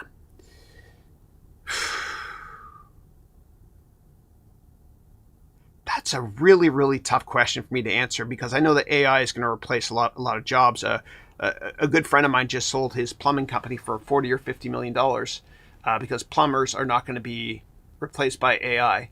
Neither are hairdressers, etc. And a lot of private equity firms are trying to gobble those up because they throw off a lot of cash. Yeah. Oh, that's a hard one, man. What do you guys think? What jobs do you think would highly grow in demand in the long run? And maybe a great way to answer that is asking yourself this question. In 5 years, what sectors will be more relevant than they are today? So I think clean energy will be much more relevant. Next administration is voted in. Maybe a little bit more environmentally friendly. Yeah. I didn't vote last election, by the way. Yeah. So maybe anything clean tech oriented. Yeah. Also, I think that anything space oriented as well. There's going to be a massive space race. And the crazy thing is there's 6,000 satellites out there, I think. And about 60% of them are owned by Elon Musk company. So I think space is the final frontier. Anything involving space will be important as well. I think anything involving helping the environment will definitely be in demand as well. Just make sure that you don't invest in companies that are completely dependent on government subsidies. Yeah. All right, next question I've got is, Mallory wrote, Chris, can we get student discounts for things like premium YouTube? Yeah, you'll have to contact them directly, right? So students in my MBA degree program, a bunch of them have gone to the Apple store, and they go to my website, harounmba.com, and they say, I'm a student here, and Apple ends up giving them a discount, but you got to ask, yeah. I don't believe in government accreditation, though, and I never will. I don't want the government telling me what I can and cannot teach. I want them out of my kitchen always. I'm a libertarian. Yeah. All right. Hey, Manas, how are you? Good morning to you, too. How did you become interested in finance? What motivated you? How do you approach the vast topic? Yeah. So for me, I was interested as a kid. I was always passionate. Every day I would get up and look at the stock pages. We used to have to do that in the old days, from the Globe and Mail. The first stock I bought when I was 13 was Maple Leaf Gardens. And this is embarrassing, but I bought it because the catalyst was that Harold Ballard, the founder, would be moving on eventually, which would unlock shareholder value. It kind of worked. Then I made my first venture capital investment when I was 19 as well. But I've just been passionate about it my whole life. That and technology. Yeah. All right. Next question is, I have a lot to ask. Let's begin first with Buffett is out, but his son is not the president or CEO. Yeah. Yeah. No, his son, I know a lot about that. He wouldn't. No. He used to work out here at See's Candy as well for a buddy of mine, actually. Yeah. Why do you think Berkshire Hathaway will look into cryptos and AI or something else like EV or more? Well, I know that Buffett's been talking about EV for a long time, especially with Boyd, which we talked about a decade ago. When it comes to cryptocurrencies, I don't know what they're thinking at this point. Yeah, I just don't know. Yeah. Am I less bullish on Berkshire? Absolutely. Whenever a founder leaves a company, right, for whatever reason, I usually run for the exits. Next question is, if you were Buffett, but in your 50s, what would you look into? Also, he said Berkshire Hathaway was down more than 50% 3 times, and he was happy because he buys more. Why? Yeah. Well, he's very, very long-term focused. Like the way that I try to impress upon you the way of thinking long-term is, I don't ever want you to focus on the path. I want you to focus on the destination, your target price, after you do your due diligence, using the resources and templates I provide you with. And you'll sleep better at night as well. And you'll be much more wealthy in the long run based on your own research. So just be very long-term focused. It's simplistic, easier said than done, but I promise you'll sleep better at night being that way. Instead of trying to day trade based on what Trump is saying day to day. Nobody knows. Nobody knows. Those are, black swan events. You can't forecast them. Okay.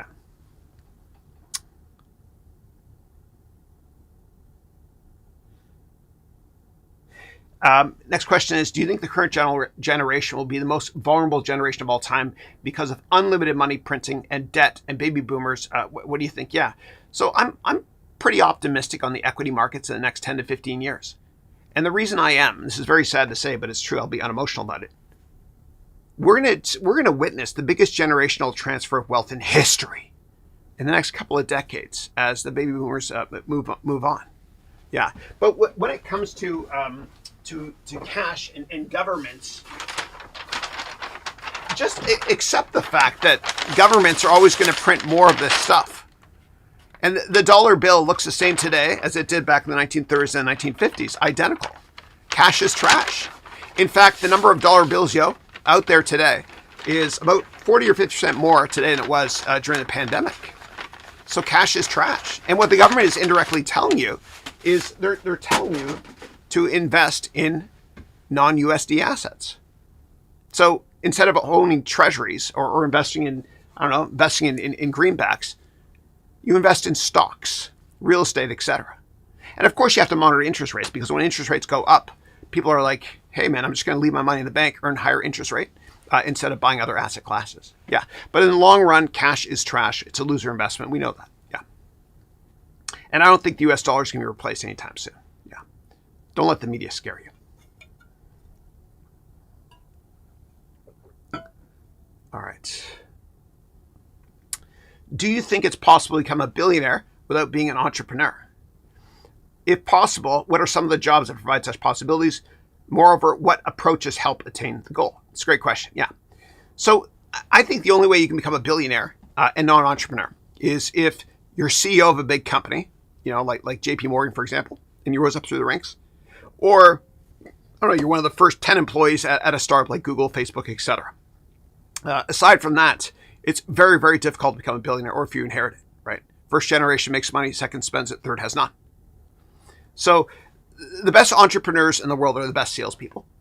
And the best entrepreneurs in the world, because they can sell their vision, they can raise capital. And the only way to become insanely rich is to use other people's money, OPM, always. You look at Jeff Bezos, Warren Buffett, anybody that's made a killing. They all use other people's money, and they're all great salespeople. Yeah. And that's why I look for an entrepreneur whenever I interview them. Somebody to invest in for a startup. Can they sell? Do they get me excited about the product? And they're great communicators. Ray wrote, how big of a budget should I allocate for a house? Yeah. So I recommend putting down no less than 20%. Okay, on your primary house.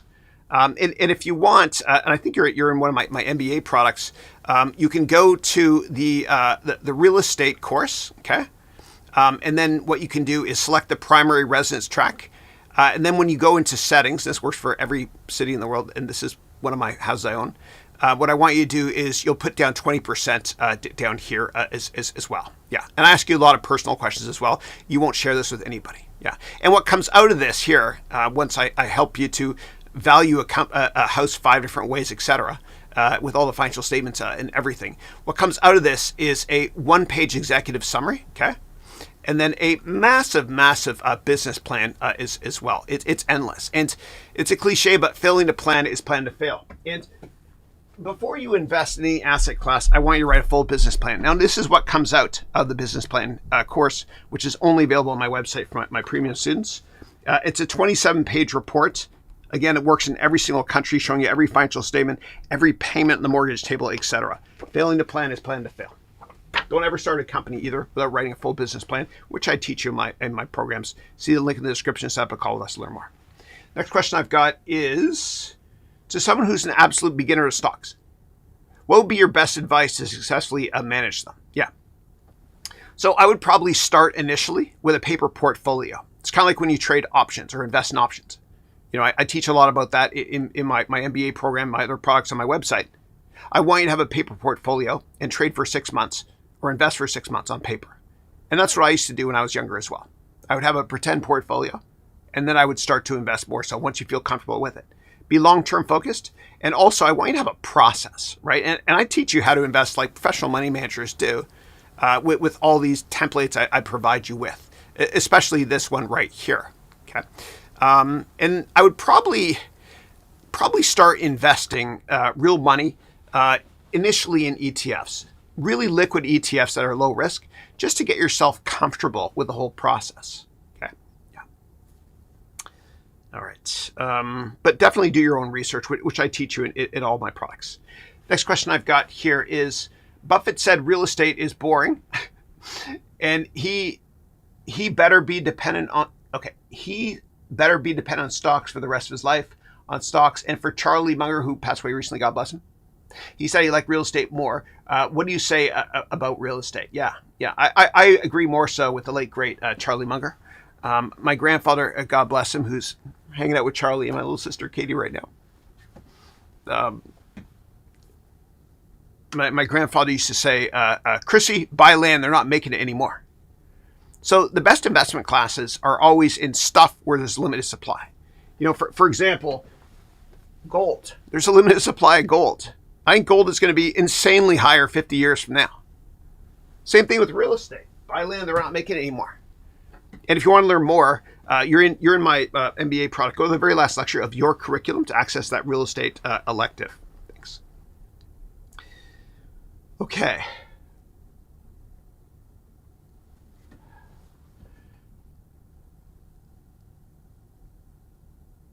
All right.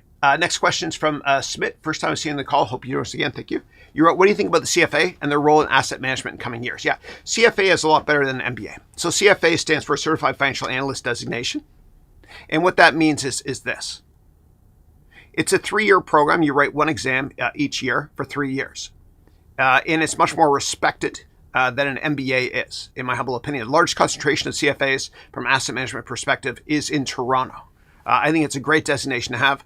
The one reason I don't like it, though, this is just a personal pain point for me, is because I think you have to have an undergraduate degree from university to take it, which is ridiculous. It's as ridiculous as saying you can't go to Harvard Business School because you don't have an undergrad. It's elitist. And that's why I don't agree with government accreditation. I want to make education accessible to the masses. Yeah. Next question is from DF Ost, who wrote, hey, Chris, hey, I'm starting a company doing mergers and acquisitions. How do I create financial projections within your business planning a template? Yeah. So what I would do is, if you want, you can sign up for my Finance Bootcamp product. And what I provide you with is this here, okay? I teach you from scratch how to forecast financial statements, okay? And I do have a lot of clients that work in investment banking as well. And I help them with their careers. I never share confidential stuff about my clients, obviously. But I help you do all this stuff directly in this template here. So if you're interested, you can just go to my website and set up a one-on-one. Thanks. That business plan course you have it's more so for starting a company. Yeah, it's not sophisticated when it comes to financial statement analysis.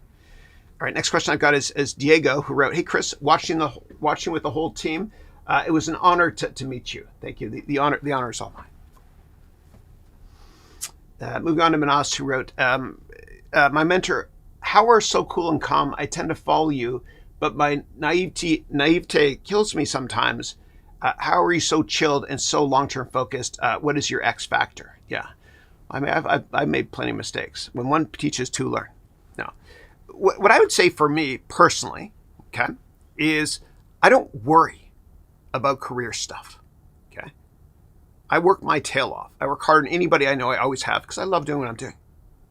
But I don't worry because God always knows what's going to happen. And that puts me at ease. Okay. Now, I'm going to take a quick break and I'm going to show you a video that answers that question. This is the video I'm most proud of. I'll be right back. Thank you. Picture this. You're in a car and you're driving on the side of a mountain. It's a beautiful day. All of a sudden, a few clouds appear. And then it starts to rain.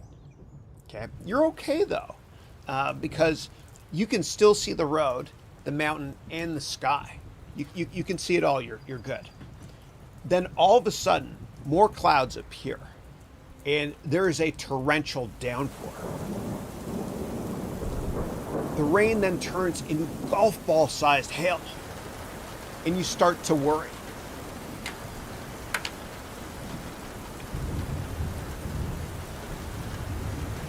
Then you see a warning sign that there are avalanches in this area. Your heart beats faster, and you literally start to age. Then even more clouds appear, and you can't see anything. And you can feel the bumps on the road, and your heart is beating faster and faster and faster. You hear thunder, and you start to panic. Then something miraculous happens. You relax. You let it go. You relax and you let it go as you feel peace in your heart. You stop worrying about the things that you cannot control when you realize that either God has the wheel or you decide to let him navigate and take over as you realize that all you can control is the wheel. So you stop focusing on the stuff you can't control anymore. You let it go and you feel peace in your heart because you realize that God already knows what's going to happen. And you realize that you can't control the weather. And then you decide to never ever worry again about things you can't control. You then feel even more peace in your heart because you realize that you are in fact a passenger and that God has the wheel.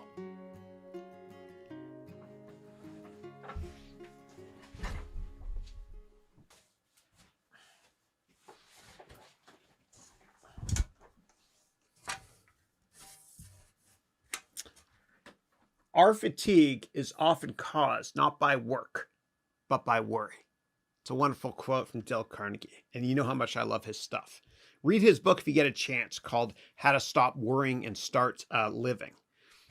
He talks about living in day-tight compartments and focusing on one thing at a time. It's all about focus. Another great quote I put here was, people become attached to their burdens, sometimes more than the burdens are attached to them. And that's a great quote by George Bernard Shaw. So perception becomes reality. Worrying ages you, man. It's the biggest waste of time. The biggest waste of time. All right. Thank you so much for letting me take a quick break there. All right. Next question I've got is from Kushal, who wrote, can you talk about what new tech works in quant and how they're doing in hedge funds? Yeah. So quant, you mean quantitative investing. And some people call it quant trading. Yeah. So basically what that means is finding relationships between stocks. It's a lot easier than you think.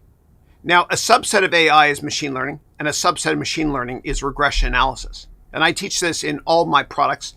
Learn more from the link below. But a basic way to start thinking about this, and I teach this again when I teach you Excel and advanced analysis, is looking for a regression analysis, meaning a link between or correlation between two sets of data. For example, from a behavioral finance perspective, you can always do a regression analysis to see if insider buying and selling in a certain stock leads to material upside or downside a year later. And when I managed money professionally, I used to do this a lot with Activision, ticker ATVI. I used to meet with Bobby Kotick a lot in public forums. And whenever he bought stock in size, a year later, Activision was up a lot and vice versa. Always look at the data. Without analyzing data, you have an opinion and a real investment thesis. Yeah.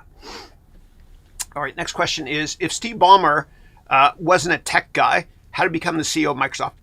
And don't you think he was dumb enough to lose the war on iPhone and social media, and even with Android in the Play Store? Yeah, he tried to buy Facebook in 2008 or 2007. 2008, in January, he tried to buy Yahoo, didn't work out. The reason Steve Ballmer became CEO is he was one of the first 15 employees, and he's a great sales guy. Like, that guy could sell.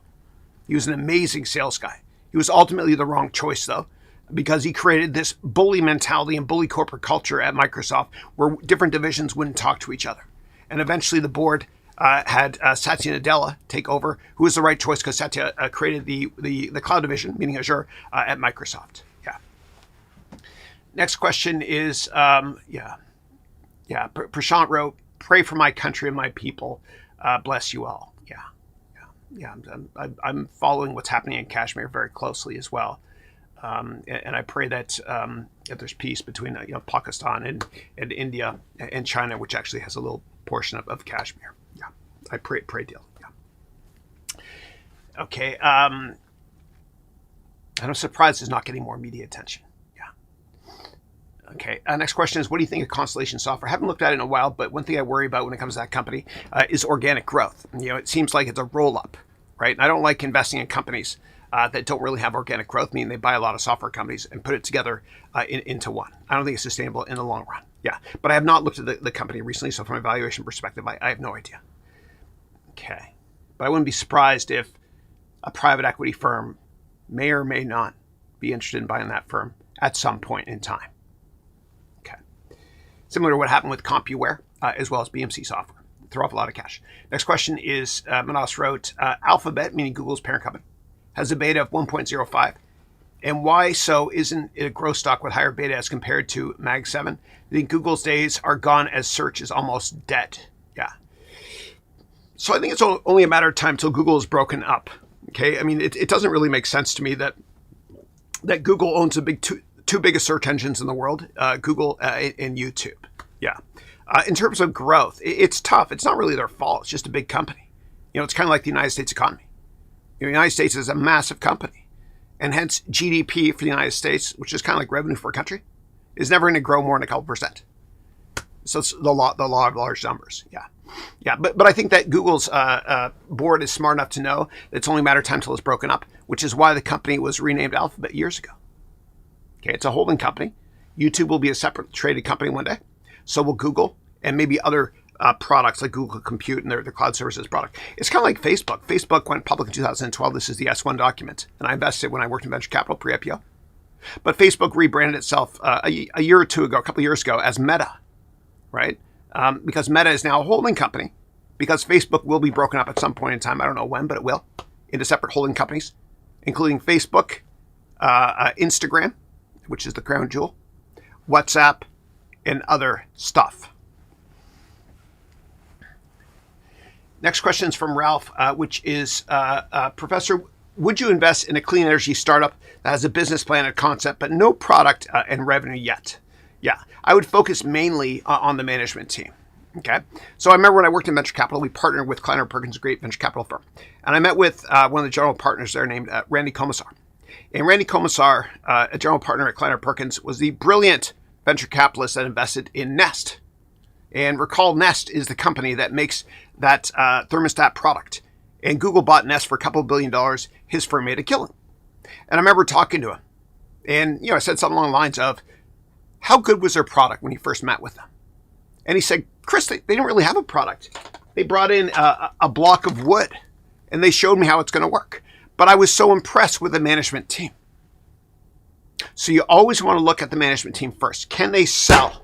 Do they get you excited about the product? Same thing when you're selling as well. Because sophisticated investors are not investing in the company as much as they're investing in you. Because sophisticated investors, early stage investors, seed investors, and venture capitalists, they know that your product in the marketplace is going to change a lot because you're early. But they want to see that you can still get them excited about the product. Yeah. Okay, next question is...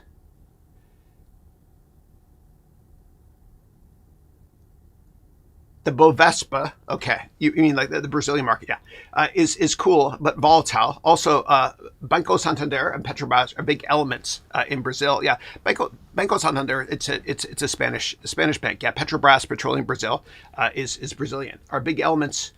Yeah. If you want to invest in Brazil, I'd look at EWZ or EWZ. Yeah, and that's an ETF. You can start doing research on that. Yeah. Now, the thing I like about Brazil is it's kind of an exciting economy, longer term, politics aside.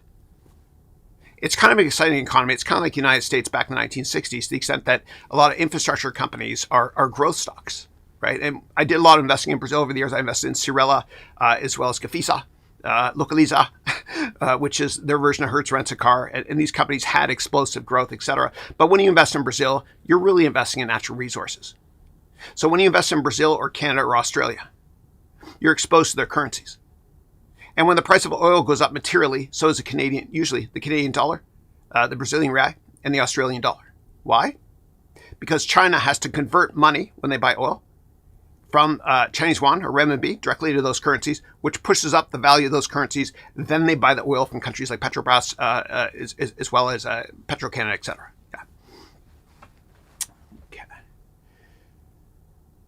Okay, next question is... Yeah, this comes back to Kashmir. Yeah. So Manas is based in Calcutta. I thought I would ignore it, but we were being bombed now. Seriously, 12 cities and more simultaneously.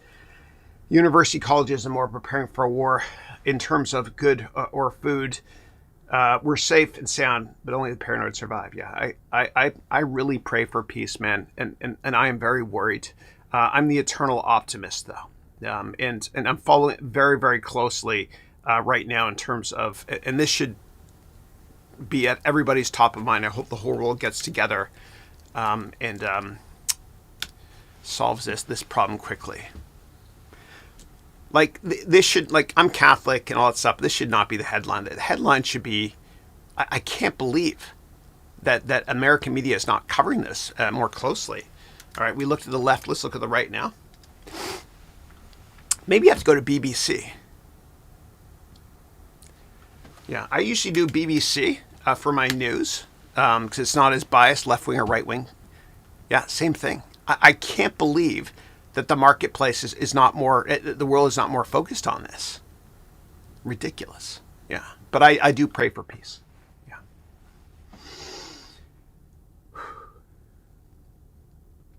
Luik wrote, hey, Chris, hey, going through your financial analyst course at the moment. I have a law degree and want to pivot into finance, asset management, and working as a financial services consultant. What recommendation do you have in terms of education? Yeah, if you want, go to the link in the description of this video or go to my website and set up a call to join my new finance bootcamp, and we can help you increase the chance of getting a job in the finance industry. Yeah, and thank you for your support in terms of buying my courses. Yeah. Next question is Palantir. Everyone's favorite stock dropped 12% in a day. Why is it behaving like a meme coin? Also, how do you do a 5-year PE peg and price to revenue? Can you please show it with small numbers? Yeah. So Palantir, so I was an investor pre-IPO. We partnered with Peter Thiel's firm, Founders Fund. So I know a lot about the company. The one thing I'd focus on when you're building out your financial model, I can certainly show you in 20 minutes on our weekly 3-hour call. You're one of my premium students. One thing I'd be careful of when you're forecasting financial statements is that profit margins might not be as high as other enterprise software companies because Palantir is a little bit more services oriented to the extent that it takes a lot of resources to feed in the data. Yeah. But I do believe in the company longer term. Yeah. Okay. Next question is from Keep It Real. Hey, how are you? Is there anything I can do if I want to clear all the numbers I input and start from the beginning? Yeah, not sure what you're referring to. If you're referring to one of the downloads from one of my courses, just download the template again. Yeah, that's the easiest way. Next up, you always said trading is very dangerous. You said swing trading is cool. It's less dangerous. So swing trading, if you're looking at 3 months, it's less dangerous because it's not really day trading as much. Yeah. Okay. Next question is from McFlash. And I love your icon there. That's Bill Gates when he got arrested for driving too quickly when he lived in Albuquerque. Yeah. In the 70s. You wrote, hey, Chris, I'd like to open a fund and I'm split between starting a hedge fund or a private equity firm, which is easier to get investors. Yeah. It all depends on your track record and where you've worked before. Okay. Hedge funds, I think, are a little bit less risky because they're more liquid, right? When it comes to private equity, if you're investing in private equity or venture capital, you might not get paid for at least a decade. Yeah. So why don't you do this? Go to my website, harounmba.com, and set up a call with us, and I'll be happy to walk you through that as I've started a hedge fund before and a venture capital firm. Yeah. All right, next question is, in your 20s, should I do tough things or easy things first? What would you do if you were in my shoes again? Because I trust you. Thank you. And thank you for all the emojis. And welcome to the house of Haroun Habibi. Yeah, thank you. Yeah. Yeah. Okay. So if I were to go back to my 20s, I'd probably tell myself, Chris, stop giving a damn what people think of you. I was insecure. Right? The thing is, people are not judging you. They got their own problems in their own heads. And who cares what people think anyway? Yeah. Moving on to Joshua, who wrote, hey, Chris, Joshua from Nigeria. How are you? Would you say R is still an important language to have in your toolbox as a person working towards fintech? Yeah. I'm not the right person to ask on that. I'm sorry. Yeah. Next question is, how will you take HEV public? Yeah. Yeah. And I mentioned that briefly to some of my premium students. Why don't we talk about that on the Zoom webcast for my 5-year goal? Yeah. Okay. Next up, Ralph wrote, Chris, is the finance bootcamp included in the MBA program? No, it's not. It's a separate new product. Yeah. Okay. Okay, Peter wrote, regarding unreplaceable jobs, for now, anything that robots and AI can separately can't replace, when AI and robots converge, look for jobs that need dexterity and creativity in non-clean room environments. Yeah, and then Neo wrote here electricians, which won't get replaced by robots anytime soon. That's for sure. Yeah, but I saw an interview with Elon Musk the other day. He thinks that robots he thinks 50% of all driving miles in 5 years are going to be done by robot taxis or non-human driven cars. Yeah, and that within 10 years, most jobs could be replaced or supplemented. Don't fear this. It's going to help us be more productive, right? And I think we'll have a 4-day work week at some point because of robots. I do. Yeah. But you always try to disrupt yourself, right? So for example, I have an AI product of me that teaches in multiple languages. You got to disrupt yourself and your current job before the marketplace does. It's kind of like what Reed Hastings used to do when he was the CEO. He's the founder of Netflix. What he did when he was the CEO of Netflix was, the DVD mail-in service. He thought out longer term, is this going to be sustainable in the long run? No. So he started the streaming business. Disrupt yourself before the marketplace does. And embrace AI as your strategic weapon. And of course, I mentioned earlier, we're coming out with an AI bootcamp product on my website this summer as well. Okay. Next question is from Nana, who wrote, good morning, Chris. Good morning. I was pre-med for a few years, and now I want to transition into finance. Yeah.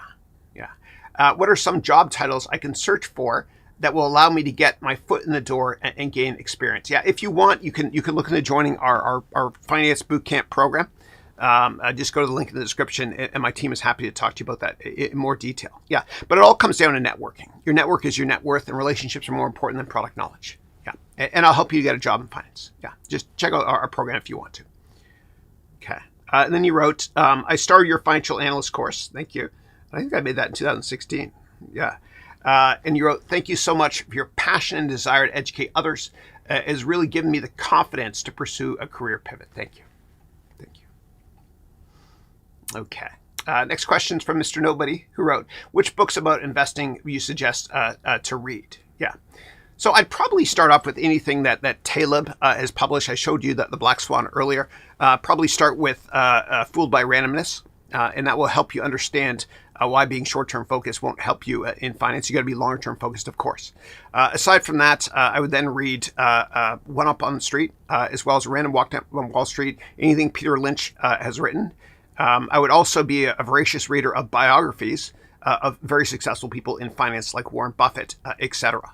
So you could be longer-term focused. If you want to, you can read Warren Buffett's favorite book called The Intelligent Investor by Graham and Dodd.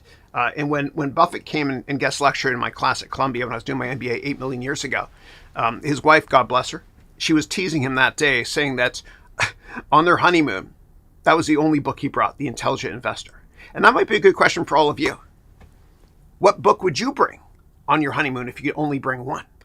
And whatever book that is, that might be where your passion is and what your career should be as well. Think about that. And for those of you that are confused and frustrated at work, I want you to think about it this way in terms of career change. If I gave you 5 days, or if I gave you 30 days off, and you can't go to school, you can't travel, you can't go to work, what are you going to do with your time? That is what your next career should be, and let me help you get there. Yeah. All right. And then Andrew wrote here, the templates Chris provides are invaluable and the best available. Thank you. I appreciate that. Andrew is based in South Africa. Good to see you, buddy. Okay, moving on to Double Fat Noob. How do I make a proper business plan if I don't know who will buy my product? For example, paintings. Yeah. So what you can do if you want to is you can join one of my MBA products. And what I do is I help you create a business plan from scratch. And this is only available at my products on my website. Failing to plan is plan to fail. And the way you know you have a good business plan, or at least a higher probability of making it, is if you complete this entire business plan, including financials. What comes out of this is your business plan, as well as your presentation slides to investors, etc. Failing to plan is plan to fail. Okay, and I'm going to have to wrap this up in a couple minutes, guys. Next question is from Robert, who wrote, what's your outlook for Intel? What is it that makes management lose sight of the future? Yeah. So I was a big fan of Intel when Andy Grove, the late great Dr. Andy Grove, was running the company. And this here is the Intel Pentium chip. We do a case study on this in terms of PR and crisis management in my MBA degree program. I don't ever like investing in any companies when the founder's no longer running the company because bureaucracy sets in. You know, I do like NVIDIA because, you know, the founder and CEO, Jensen Huang, is still running the company. Yeah. Yeah, but what happens is when the founder leaves a company, like what happened with Intel, they can't grow organically anymore. They're so short-term focused. Wall Street judges them on a quarterly basis. And so the biggest risk for a CEO is taking a risk. It's true. And that's why, you know, they try to transition into buying software companies, right? As well as to juice their margins, et cetera. Intel Capital, which was once the biggest venture capital company on the planet for tech companies, okay, it's a division, subsidiary, was focused on growing revenue that way. They can't do it. They never can. So I never invest in a company when the founders are gone. Yeah. Okay. And then McFlash wrote, where do you think about the future economy of Gulf nations like United Arab Emirates, Saudi, and Qatar? Will they become the future business hubs due to zero income tax? Lots of entrepreneurs moving there for safety. Yeah, and I have a lot of friends in Europe, actually. That's one friend in particular that pays 64% tax in the country he lives in. So he is now a citizen, sort of, or he has a visa in the UAE. So if anybody in Europe right now, you're paying too much tax, what you can do is you can talk to a lawyer first. You can get a visa, not citizenship, a visa to be part of the UAE, and you'll pay hardly any taxes. Talk to a lawyer first, please. Okay, but a lot of people are doing this. But you have to visit Dubai or Abu Dhabi every 6 months or so. Yeah, talk to a lawyer first, yeah. But I'm really bullish on any region in the world that has low taxes in general. But the devil's in the details. Are innovations coming out of that region of the world? Yeah. Okay. All right. Eileen wrote, "We have a pope." Okay, right. And Eileen, it's so funny. So Eileen is one of my first MBA students. When the originals, the OG, joined back in 2019, last decade when I launched the product. Eileen's last name is the best last name ever. It's Deo Gracias, which is Spanish for thank God. And Eileen, it was great meeting you. I've met with you twice in person, once at an annual graduation event here in the Bay Area, and once in Atlanta where I toured the Coca-Cola factory. I hope to see you as well this fall for our 3-day event as well. And then thank you for sharing that with me. I'll check that out later. Yeah. Okay. And the last question I'm going to answer today is this one here. Ricardo wrote, "Hey, Chris, thanks for your advice. You're most welcome. How do I pivot? How to pivot of you discovering that your work is not your passion anymore?" Yeah, we change over time. So the way I think about it is if you get out of bed and you tell yourself, "I'm going to work today," then you got to think about reinventing yourself. You got to do what you're passionate about. Okay, and what you can always do, if you're not sure what your passion is you can set up lots of informational meetings with people who have something in common with you that work in different fields. And when you meet with them, just ask them what a day in the life is like. So for me, when I was younger, you know, my dad's a doctor, my brother's a doctor. I thought, well, I don't want to be a doctor because I don't like blood and stuff, but I want to help people. Maybe I'll go to law school. And so I set up a ton of informational meetings with people that worked at law firms just to figure out if I'd like that job. And I ultimately decided not to because I came to the conclusion that, well, I don't know if I can answer this. Maybe you can. Are you a jerk before you go to law school, or is that something they teach you in law school? But you got to find something you're passionate about. Now, my job, my humble purpose, my raison d'être, is I think of myself as your humble waiter. And this is where I proposed to my wife 25 years ago. Amazing, eh? She said yes. But when you go to a restaurant, you look at the whole menu. You only choose 2 items, right? You know, starter, entree, whatever it is. But my job is to expose you to all careers, and then you pick what you're passionate about. Okay? So as you watch my content, my courses, my videos, whatever it is, if it's something you're passionate about, maybe that's something you pursue. But as Confucius said, find an occupation you enjoy, and you'll never work for another day in your life. All right, guys, I want to thank you for attending this week's webcast. Again, quick housekeeping announcement. I'm going to be out next week. So there's no weekly call next Thursday as I'm attending a wedding in Serbia. God bless you. Please, everybody, pray for peace. And God bless you all. And I'm going to end this weekly, like I always do, with a very, very short interview with Steve Jobs, a license from the Silicon Valley Historical Association that will change your life. Thank you. When you grow up, you tend to get told that the world is the way it is, and your life is just to live your life inside the world, try not to bash into the walls too much, try to have a nice family life, have fun, save a little money. But life, that's a very limited life. Life can be much broader once you discover one simple fact, and that is everything around you that you call life was made up by people that were no smarter than you. And you can change it. You can influence it. You can build your own things that other people can use. And the minute that you understand that you can poke life and actually something will, if you push in, something will pop out the other side, that you can change it, you can mold it, that's maybe the most important thing, is to shake off this erroneous notion that life is there and you're just going to live in it, versus embrace it, change it, improve it, make your mark upon it. I think that's very important. And however you learn that, once you learn it, you'll want to change life and make it better, because it's kind of messed up in a lot of ways. Once you learn that, you'll never be the same again.